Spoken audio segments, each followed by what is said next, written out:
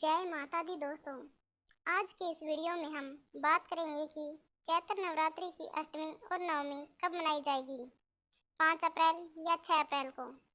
कुछ लोग इसको लेकर संशय में हैं कि कन्या पूजन किस दिन करें, अष्टमी को या नवमी को। किस दिन आएगी नवमी, रविवार को या सोमवार को। इस वीडियो में हम आपको बताएंगे कि शुभ मुहूर्त, सही पूजा विधि और कन्या पूजन के नियम।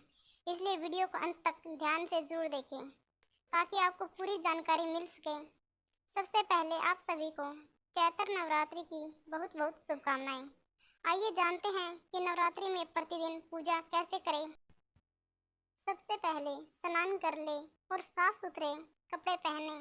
जिस दिन का जो विशेष रंग होता है उसे धारण करें। फिर माता की पूजा करें, दुर्गा चालीसा का पाठ करें। पहले दिन माता को जो माला और फूल अर्पित किए जाते हैं उन्हें पूरे 9 दिन तक नहीं हटाना चाहिए। हर दिन नई माला, फूल और प्रसाद चढ़ाए, लेकिन पहले दिन की माला नहीं हटानी चाहिए। मंदिर को साफ रखें और माँ दुर्गा की आरती करें। कलश का विसर्जन कब करें? नवरात्रि के अंत में कलश विसर्जन नवमी के दिन ही किया जाता है। अगर कोई फूल या माला सूख भी जाए तो भी उसे 9 दिन तक नहीं हटाना चाहिए। अब सबसे महत्वपूर्ण है कि अष्टमी और नवमी कब है। अष्टमी का व्रत 5 अप्रैल यानी कि शनिवार को रखा जाएगा और रामनवमी 6 अप्रैल रविवार को मनाई जाएगी। नवमी के दिन भगवान श्री राम की पूजा करें, लेकिन व्रत केवल 5 अप्रैल को रखें। 6 अप्रैल को हवन और आरती कैसे करें? यदि चाहे तो आप प्रतिदिन छोटा सा हवन कर सकते हैं। आरती सुबह और शाम दोनों समय करें। आप माँ अम्बे की या दुर्गा माता की कोई भी आरती गा सकते हैं। पूजा में लौंग, इलायची अर्पित करें। यदि आप सोच रहे हैं कि घर में चढ़ाया हुआ प्रसाद क्या करें, तो आप उसे चाय में भी डाल सकते हैं या खुद भी चबाकर खा सकते हैं। यह भी अब स्पष्ट हो गया है कि अब आगे जानते हैं कि कन्या पूजन कब करें। जिन लोगों के पास सुविधा है उन्हें कन्या पूजन जरूर करना चाहिए। अगर किसी कारणवश संभव ना हो तो अपनी सामर्थ्य के अनुसार करें, लेकिन कन्या पूजन अत्यंत आवश्यक है। इसे दान देकर भी किया जा सकता है। बहुत से लोग इसे बड़े विधि विधान से करते हैं। कन्या पूजन से ही व्रत संपूर्ण माना जाता है। कन्या पूजन के दिन यदि आपने कन्याओं को प्रसन्न कर लिया तो माँ दुर्गा स्वयं ही प्रसन्न हो जाती है, क्योंकि कन्याओं के मस्तक पर माँ नवदुर्गा के 9 रूप विराजमान होते हैं। चैत्र नवरात्रि की नवमी तिथि पर कन्या पूजन का विशेष महत्व होता है। इसे करने से माँ दुर्गा की कृपा प्राप्त होती है और सुख समृद्धि का आशीर्वाद मिलता है।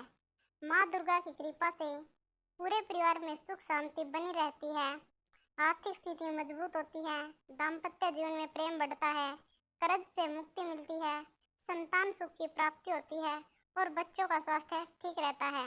घर में सकारात्मक ऊर्जा का संचार होता है। नवमी पर किया गया कन्या पूजन बहुत शुभ माना जाता है, इसलिए इसे श्रद्धा और प्रेम से करना चाहिए। कन्या पूजन विधि में 7, 9 या 11 कन्याओं को आमंत्रित करें। कन्याओं की संख्या 1 से अधिक और 11 से कम होनी चाहिए। इनके साथ एक बालक जिसे लंगूर कहा जाता है उसे भी शामिल करें, जिसे भगवान हनुमान का स्वरूप माना जाता है। कन्याओं के पैर शुद्ध जल से धोकर उनका आशीर्वाद लें। यदि छोटी कन्या ने आपको आशीर्वाद दे दिया तो समझिए माँ दुर्गा ने स्वयं आकर आशीर्वाद दिया है। तिलक और आरती करें। कन्याओं के माथे पर रोली और चंदन का तिलक लगाकर प्रसाद दें। दक्षिणा और उपहार भेंट करें। कन्याओं को वस्त्र, खिलौने या अन्य उपहार देकर उनका सम्मान करें। भोजन कराएं, जिसमें पूरी, चना, हलवा और फल आदि खिलाएं। कुछ विशेष चीज़ें खिलाने से कन्याएं अधिक प्रसन्न होती हैं। कुछ लोग 9 दिन का व्रत रखते हैं और अष्टमी को ही व्रत खोल देते हैं। पंजाब, हरियाणा और दिल्ली में अधिकतर लोग अष्टमी के दिन व्रत खोलते हैं, लेकिन अष्टमी के दिन व्रत नहीं खोलना चाहिए। यदि आपने 9 दिनों का व्रत रखा है तो 10वें दिन ही व्रत खोलना चाहिए। यह परंपरा बहुत पुरानी है। हालांकि कुछ परिवारों की परंपरा के अनुसार लोग अष्टमी को ही व्रत खोलते हैं, जबकि कुछ परिवारों में 10वीं को व्रत खोला जाता है। हमारे घर में हमेशा से 10वीं को ही व्रत खोला जाता है। नवरात्रि के अंतिम दिन विधि विधान से माता सिद्धिदात्री की पूजा की जाती है। अगर आप नवमी के दिन पूजा कर रहे हैं तो अष्टमी को महागौरी की पूजा करनी चाहिए। पूजा करने के बाद दीपक जलाकर और हवन करके माता की आराधना करें। नवमी के दिन हवन करने के बाद आरती की जाती है। इस दौरान फूल माला अर्पित करें, सिंदूर लगाएं और अपनी मनोकामना माता से प्रार्थना करें। अष्टमी के ही दिन की मनोकामना का संकल्प लिया जाता है, लेकिन यदि किसी कारण से ना कर पाए तो नवमी को भी कर सकते हैं। मंदिर में जाकर भी संकल्प लिया जा सकता है और यदि मंदिर ना जा सके तो घर में ही कलश के सामने माता की प्रतिमा के सामने संकल्प ले सकते हैं।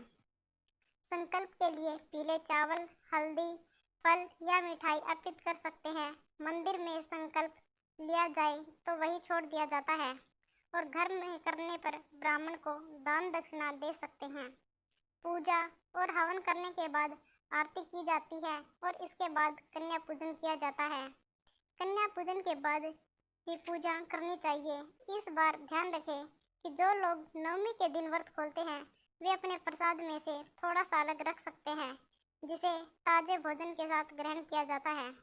व्रत का पारण सामान्यतः ताज़ा खीर, पूरी और हलवा से किया जाता है, जो आप अपनी परंपरा के अनुसार व्रत खोल सकते हैं। इस बार नवमी रविवार को है, इसलिए विसर्जन रविवार को नहीं करना चाहिए। हमारे यहाँ परंपरा है कि रविवार और मंगलवार को माता की विदाई नहीं की जाती।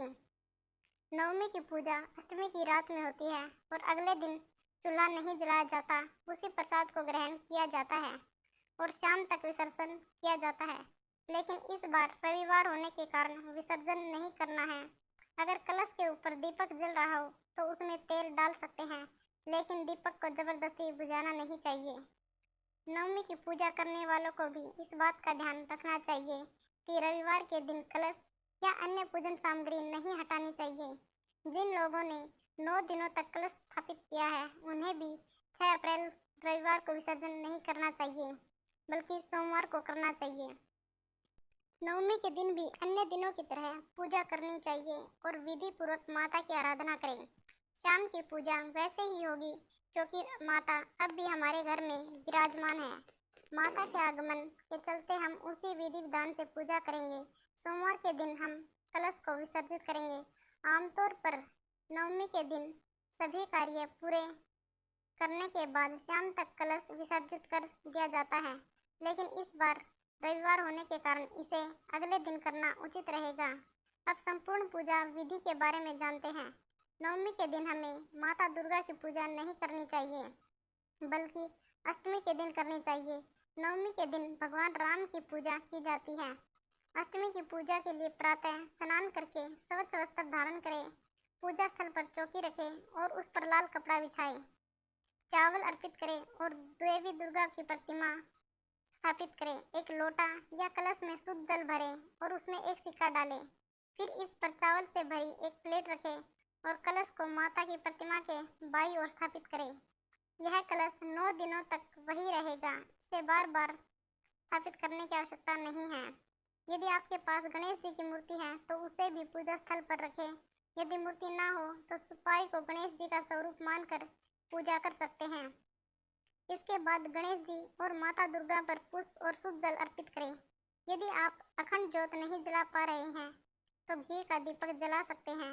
दीपक जलाने के बाद गणेश जी और माता दुर्गा, कलश और दीपक का हल्दी कुमकुम से तिलक करें। फिर माता को वस्त्र स्वरूप लाल चुनरी या लाल कपड़ा अर्पित करें और भोग के रूप में बतासे, मिश्री और फल चढ़ाएं। हवन करने की सुविधा ना हो तो एक मिट्टी के दीपक में कपूर जलाएं और उसमें लौंग का एक जोड़ा डाल दें। यह हवन पूरे घर में सकारात्मक ऊर्जा का संचार करेगा। इस दीपक को 9 दिनों तक जलते रहने दें, जिससे वातावरण में सकारात्मकता बनी रहे। यदि आप कन्या पूजन नहीं कर पा रहे हैं तो छोटी कन्याओं को आमंत्रित करके उन्हें फल, प्रसाद और मिठाई श्रद्धा के अनुसार दें और उन्हें दक्षिणा भी दें। इसके अतिरिक्त माता के भजन सुने और उनकी आरती करें। पूजा के अंत में धूप दीप दिखाकर गणेश जी और माता दुर्गा जी की आरती करें और अंत में अपने मन में हुई भूल चूक के लिए भगवान से क्षमा प्रार्थना करें। यह नवरात्रि पूजा विधि सरल और प्रभावी रहेगी। सबसे महत्वपूर्ण यह है कि आपकी श्रद्धा और आस्था माता दुर्गा के प्रति सच्ची होनी चाहिए। सच्चे मन से की गई पूजा से देवी की कृपा अवश्य प्राप्त होती है। ये कार्य नहीं करने चाहिए। नवरात्रि में भूल कर भी यह 6 कार्य ना करें, वरना माता दुर्गा अप्रसन्न हो सकती है और इससे घर में भी अशांति हो सकती है। भक्तों, चैत्र नवरात्रि का यह पावन पर्व केवल पूजा और भक्ति का ही नहीं, बल्कि संयम और आत्मनिर्भरता का भी समय है। इस दौरान कुछ विशेष बातों का ध्यान रखना जरूरी है, क्योंकि यह पर्व सकारात्मकता और आस्था का प्रतीक है। यदि आप नवरात्रि के 9 दिनों में माँ दुर्गा की कृपा प्राप्त करना चाहते हैं और अपने घर में सुख समृद्धि बनाए रखना चाहते हैं, तो इन बातों का पालन अवश्य करें। सबसे पहली बात, मांस और मदिरा का सेवन ना करें। नवरात्रि संयम और पवित्रता का समय है, इसलिए इस दौरान तामसिक चीज़ों से दूर रहना आवश्यक है। हिंदू धर्म में नवरात्रि के 9 दिनों में मांस, मछली और मदिरा का सेवन वर्जित माना गया है। यह समय सात्विक भोजन करने वाला होता है। यदि आप उपवास नहीं भी रख रहे हैं, तो भी इन चीज़ों से परहेज करें। नवरात्रि का उद्देश्य शरीर को शुद्ध करना और देवी दुर्गा के प्रति श्रद्धा प्रकट करना है। दूसरी बात, प्याज और लहसुन का सेवन ना करें। प्याज और लहसुन को तामसिक भोजन माना जाता है, इसलिए नवरात्रि के दौरान इनका सेवन उचित नहीं है। हालांकि कुछ लोग इन्हें खाते हैं, लेकिन धार्मिक दृष्टि से नवरात्रि में इनसे परहेज करना चाहिए। यदि आप पूजा और उपवास कर रहे हैं, तो प्याज और लहसुन से बचें। तीसरी बात, घर में कलह का माहौल ना बनाने दें। नवरात्रि के दौरान घर में शांति बनाए रखना बहुत जरूरी है। यह समय देवी माँ की भक्ति और ध्यान का है, इसलिए किसी भी प्रकार के विवाद, झगड़े या तकरार से बचें। जब घर में प्रेम और शांति का माहौल होगा, तभी माता की कृपा प्राप्त होगी। अब हम उन संकेतों के बारे में जानेंगे जो यह दर्शाते हैं कि माँ दुर्गा आपके घर में विराजमान है और उनकी कृपा आप पर बनी हुई है।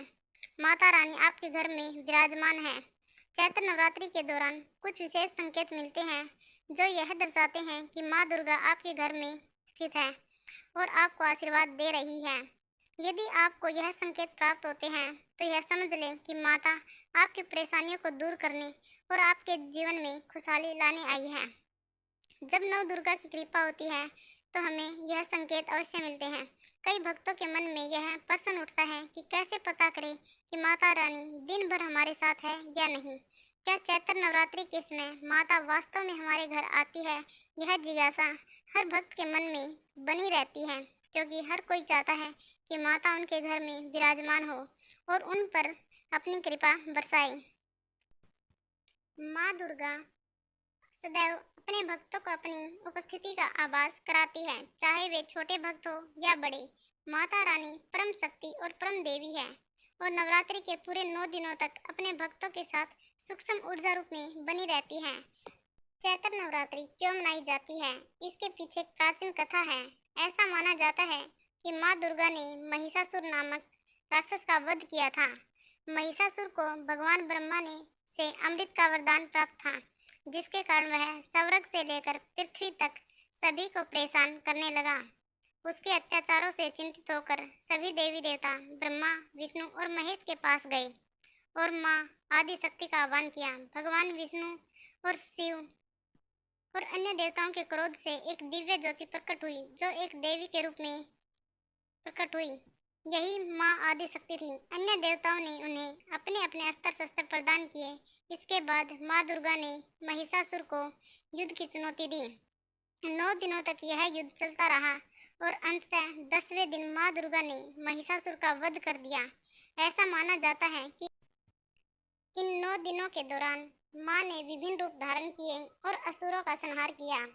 इसी कारण से यह पर्व 9 दिनों तक नवरात्रि के रूप में मनाया जाता है। शास्त्रों में चैत्र नवरात्रि का विशेष महत्व बताया गया है।